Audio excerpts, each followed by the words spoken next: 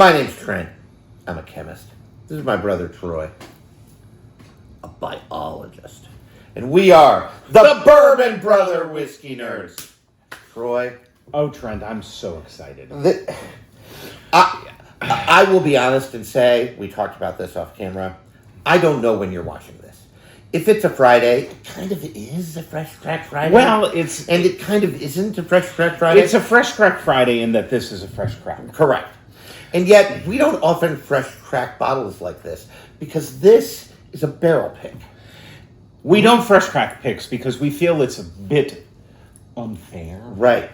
To you in that you can't get it.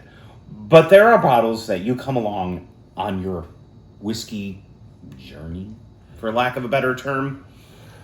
And this, at least for me, I don't want to speak for Trent. Oh no, it's true. Was one of them. It's weird. I don't even begin. Troy and I, famously, you could find it in the archives of the Bourbon Brother Whiskey Nerds. You could find the videos, and we recommend that you do. One of our most popular videos ever was Knob Creek 21. Yep. Not a surprise, right? And that was, at the time, the oldest whiskey we've ever had, right? It was old enough to drink itself, as Troy relatively eloquently put it. Think about that for a moment. And as someone with a 20-year-old son, that still disturbs me. That whiskey's older than my nephew. Right, correct. Yeah, no, it's weird. In any case. And it was the oldest whiskey. This whiskey is not older than that whiskey, but it is the oldest rye. The oldest rye we ever have had. We have ever had. It is also the highest proof whiskey we have ever drank. Are you ready, folks? I'm giving you the stats. This is a 14-year-old rye. 14 years old. Now, it is sourced, and I'd love to tell you where it came from. Nobody knows. We don't know. Now, somebody knows. So me saying nobody knows is kind of a lie. Somebody knows. They're not telling us because we're not important enough, so like, share, and subscribe. So we become that important. But this is 14-year-old rye. But one thing it is, whether whiskey or bourbon, whether rye, whiskey, or bourbon, is the highest proof whiskey we've ever tasted. Yep. Because this son of a gun is more than 75% ethanol. 153.2 proof. Say that out loud and try not to faint. 153.2. That is the proof on this rye whiskey. 14-year-old 153.2 proof rye whiskey. Now, it is sourced, we don't know from where, and as if that weren't enough, Troy, it's an 100-0 rye. Oh, it's 100-0. It's just... Now, there aren't a lot of places that you can get 100-0 rye from. It's possible it is MGP. It's possible. It's possible it's MGP. There are a couple other candidates in there. I think, for me personally, the top of the list would be MGP. Right. You know, MGP, if you called them and said, I want you to distill me this mash bill and X number of bills, yes. They would probably say, sure, here's what it will cost. Right. So this is from Art of the Spirits. Art of the Spirits is a non-distilling producer based out of Colorado. Yep. Colorado Springs, I think. Very heavy into the military and first responder. Good for them. Which is fantastic. I think they donate proceeds. They do. All of the artwork on here is commissioned because the guy who founded it is an artist. Like, this is really cool. America 250. We got George Washington here. This is really, really cool. Well, and we haven't bought lots. This is our first Art of the Spirits bottle.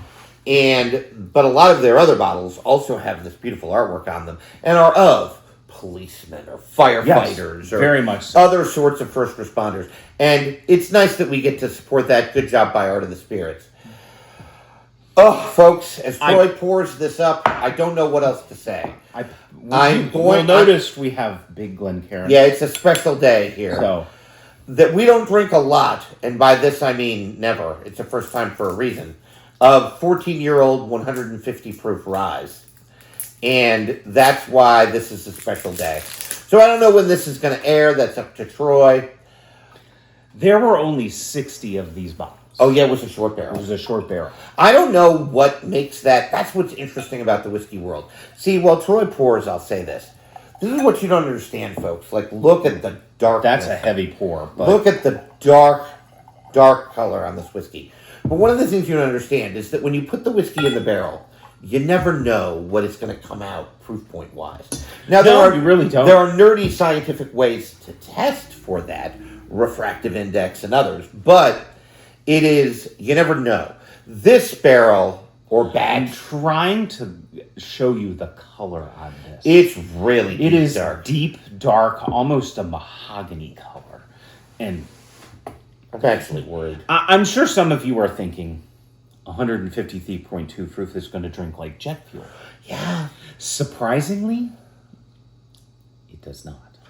We got this. just We so got you know. to sample it. Yeah, we got to sample it. Just so you know, folks, if you're into barrel picks, and if you're not, that's fine. You don't have to be. Don't care. Yeah, I want you to drink what you like and like what you drink, as we say at the end of every episode. But we got this from Nick. Yep, worth saying. Nick in Whiteford, Maryland, at the Sawbulls. We're a big fan of that. We mention it a lot. Go there. He's a great guy. Done a great job with that Sawbulls. This is one of his picks.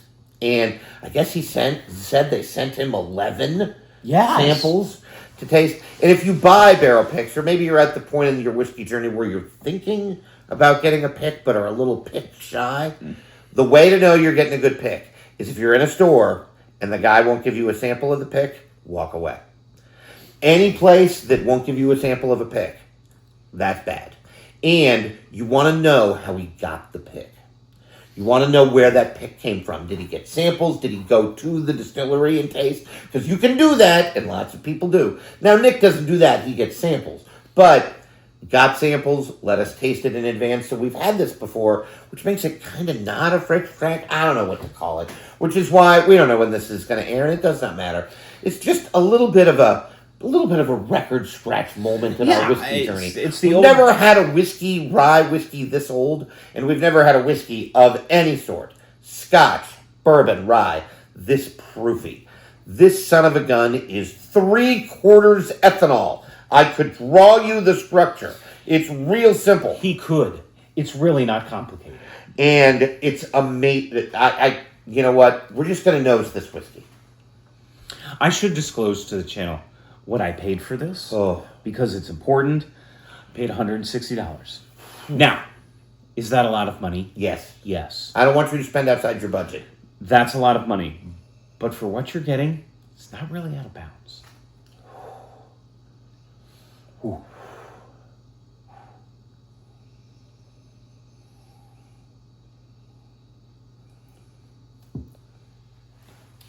First of all, I'm going to say a couple things. You would think that 153.2,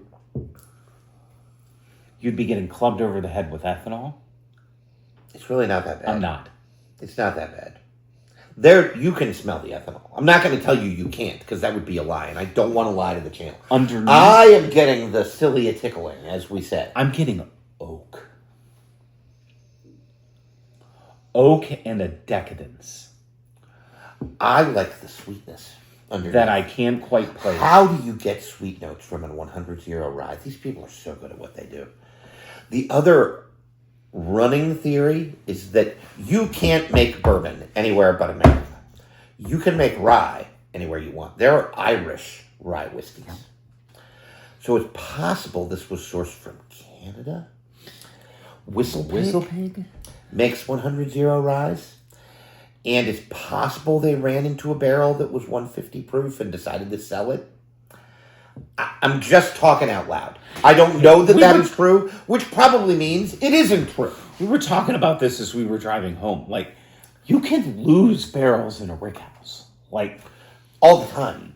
Yeah. I'm sure it happens more often than we think. Like, ooh, we kind of forgot about this. This barrel's way down there, and it's, what? 13? That's 14 years old? John, get that barrel out. Yeah. Oh my God, what are we going to do with taste it. What's the proof? Oh my God. There's no way. Test it again, Jim. Right? Like, maybe that's true. I don't know, and that's part of the fun of your whiskey journey.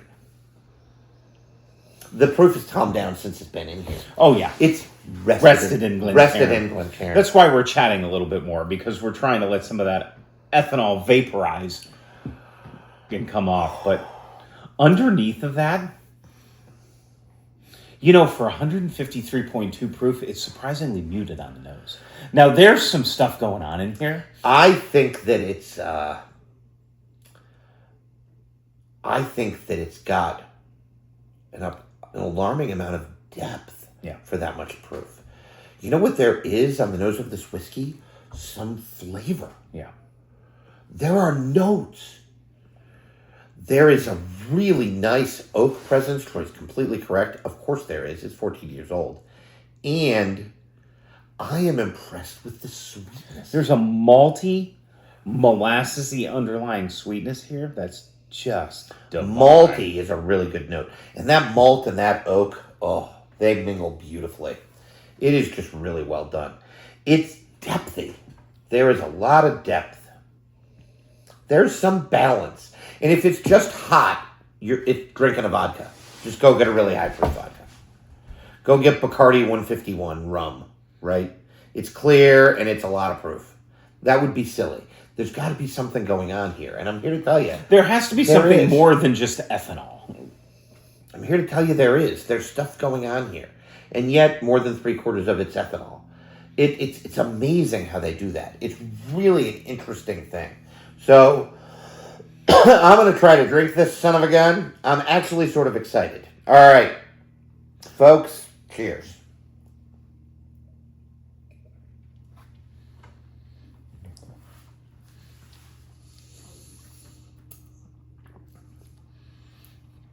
Mother of God.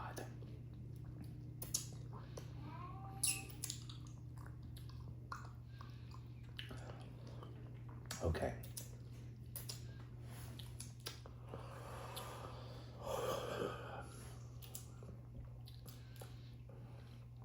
Oh my gosh.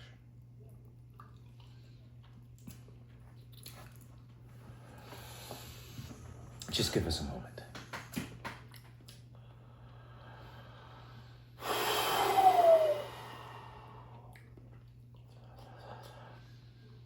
All right.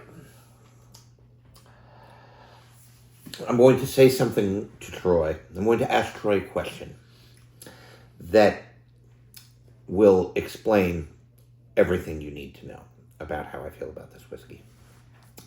Troy, what's on our list of best ryes we've ever had? Middle West.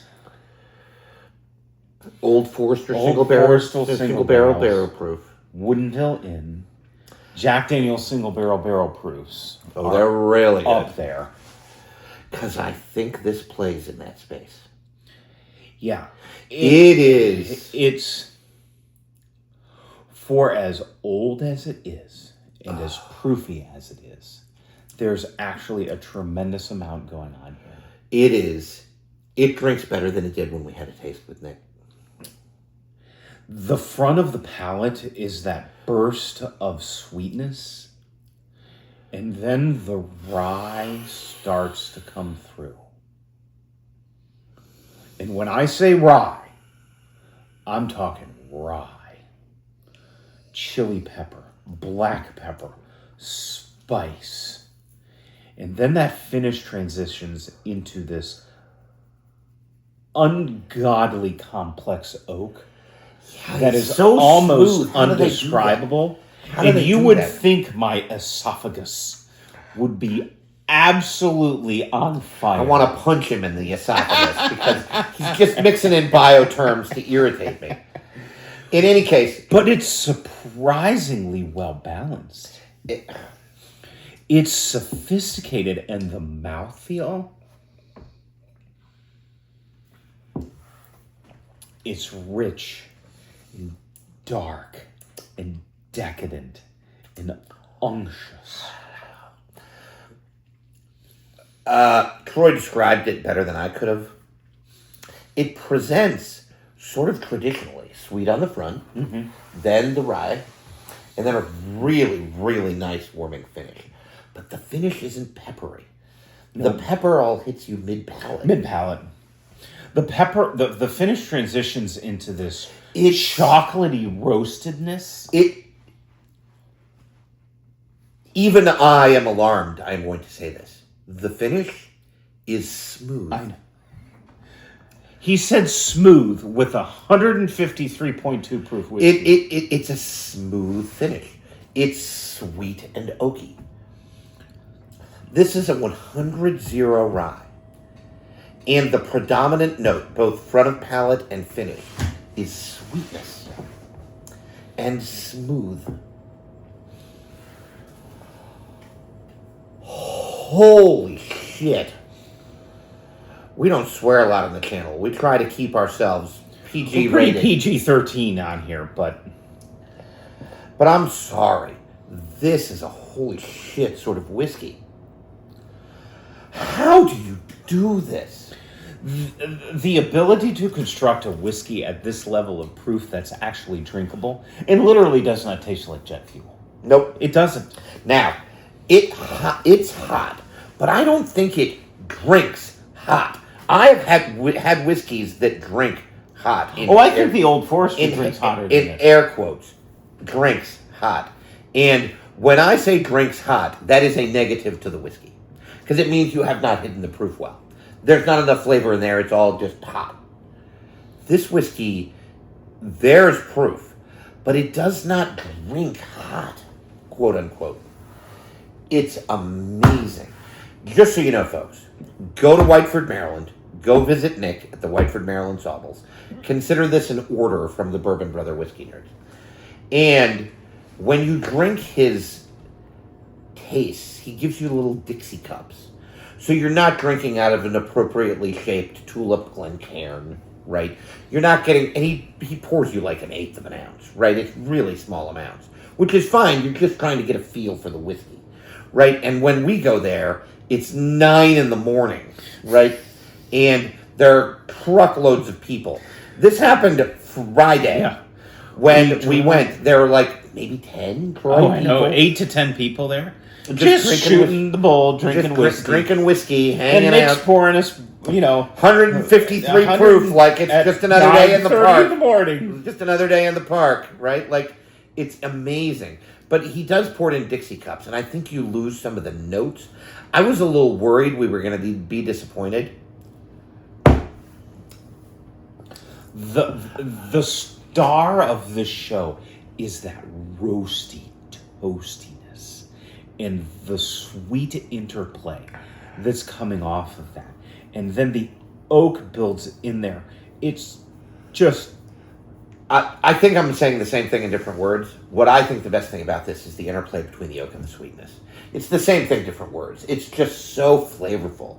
And the oak is such a good backdrop. Troy, I'm going to say something. I'm ready. Best rye I've ever had. Today, where I sit right now, best rye whiskey on planet Earth.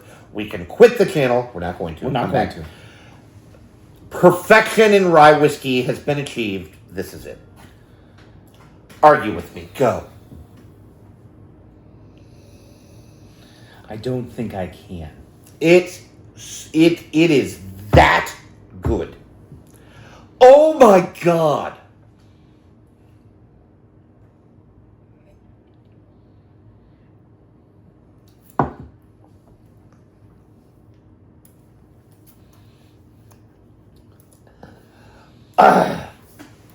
Troy, When I get it on my lips, I literally get pain from the proof. it's Not in a bad way.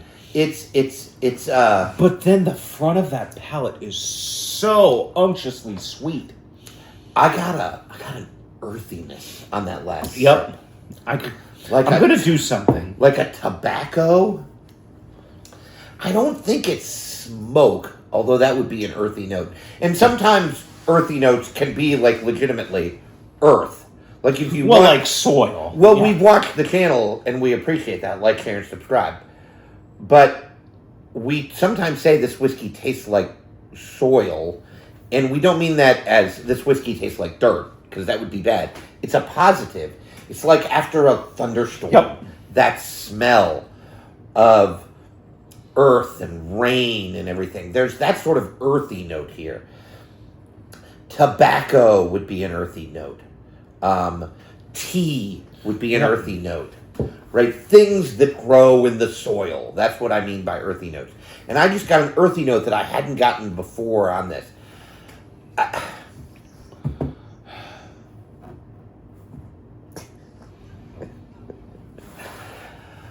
It's 100-0 rye, Trent. How do they do that? How do they get so much sweetness and balance? I just... Now, I added a couple drops of water.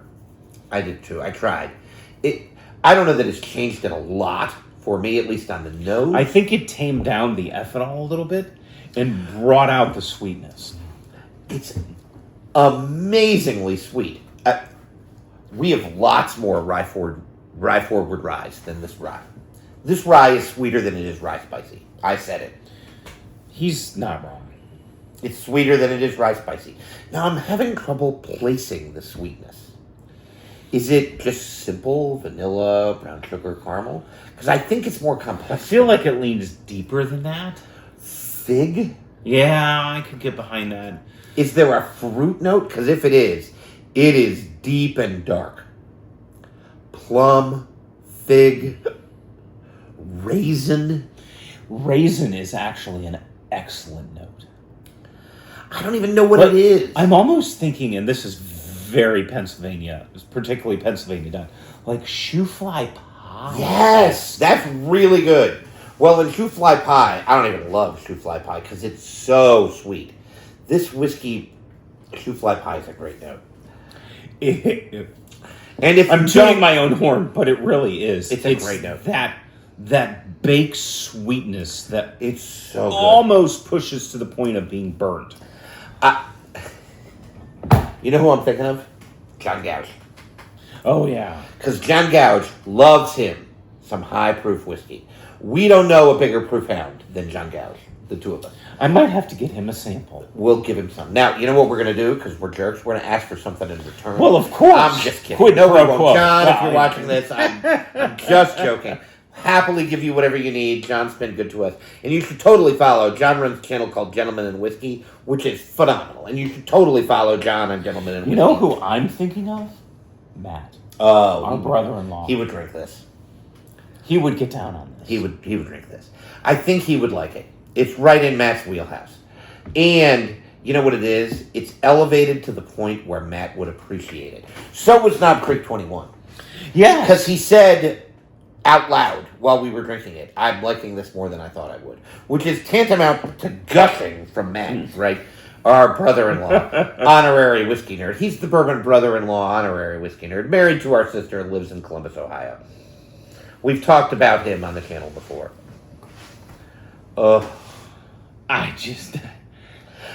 It's hard to even put into words what this experience is like. Because it truly is just that. It's an experience. I am out of words.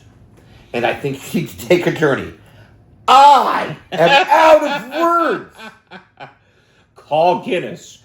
Trent has lost the ability to pontificate. The only thing I'm good at is speaking. Like, there are like 4 other things.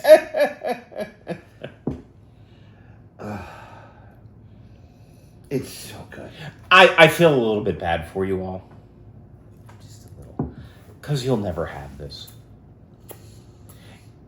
And I do feel a little bit bad. But we wanted to bring it to you There's because that earthy note it again. is one of those things on a whiskey journey that you stumble into. This is why you do this. That you walk into and you're like, I wonder what that tastes like. I want you to have this on your whiskey journey. We call them record scratch moments.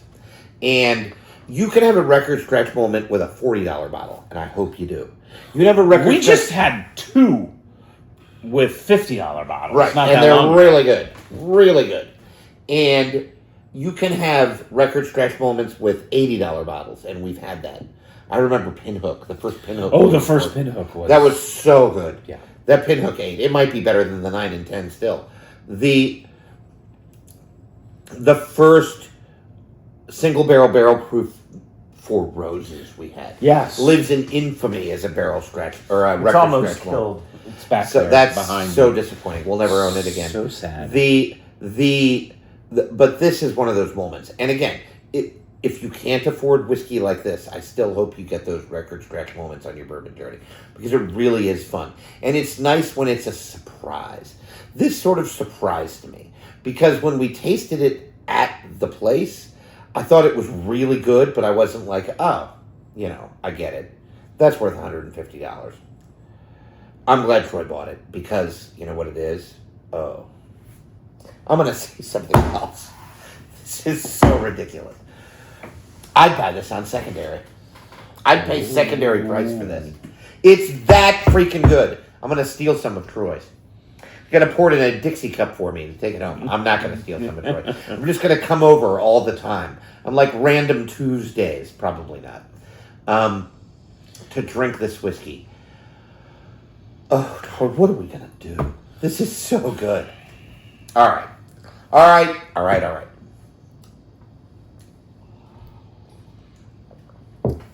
I am going to continue to nurse this and I just slugged it back. Enjoy Holy it. shit. It's so good. Wow. It's so good. It's such a holy shit wow pour. It's totally true. Holy shit and wow are the only words to say after all of this.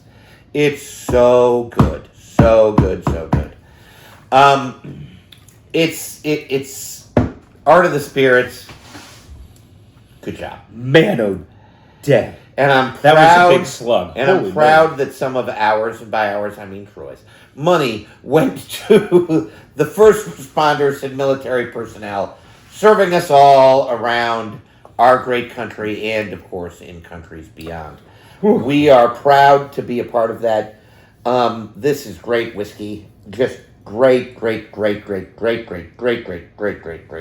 whiskey. And we're happy to have it. Thank you to Nick.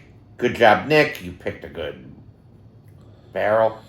And it is just phenomenal. I'm going to end, Trent. You could tell me this was in the 1-teens, and I would believe it. I think I would go 120, mid-120s, 125, maybe. I think it drinks sort of like a barrel-proof larceny. Yeah, that 120, 125-ish. I could get. I think I said this when we were at Nick's tasting it. Is that people were saying I believe 108. I'm like, I'll see your 108 and raise you to 125 because I would believe that. I think it drinks in that range. I think short barrel drinks hotter than this, and it's at 130. Yeah. And the ability to make a whiskey that's drinkable at this level of proof is really skill. That isn't clubbing you over the head with just that. It's really a testament to the skill of the true people. Art of the Spirits. It really Forgive the... Oh. That's dramatic, and I am here for it. That is good. Really is true. It really is Art of the Spirits. Really is true Art of the Spirits. Really good bottle. I know you will never have it. I do feel a little bit bad about that. Just a little. Troy's nice. I don't even care. I'm just glad. But we do, and we're going to drink it. Probably not all I that got often. a cola note on that last sip. Root beer. It's so good. Yeah, root beer. Oh, for crying out loud. We have to end. I need to go take a nap or something. We're going to breathe a lot so that we don't set something randomly on fire because we just drank 153.2 proof whiskey. So I don't even know what to do. Please don't light it on fire. That would be dangerous. I remember when I was in graduate school, we had a guy who was from Macedonia and went to undergraduate in Kentucky. So he had like a Kentucky Macedonian accent mixed together. My. And he would bring us Kentucky moonshine. And he would say, "Don't smoke while you drink it, boys. Like, it's really bad." He sounded like Cheech, right? Like, and so that's what Macedonian Kentucky sounds like mixed together. He had a Kentucky Macedonian accent. We liked him immeasurably, partially because he brought us moonshine. Speaking of moonshine, this is not moonshine. It is rye whiskey. Unaged bourbon is technically moonshine. But moving on, we've done all the damage we can do and probably more damage than that. We apologize for that and yet hope you like, share, and subscribe anyway. Thank you for joining us, folks. As always, we hope that you're drinking what you like. Liking what you drink. We'll see you next time. Cheers, everyone. Bye now.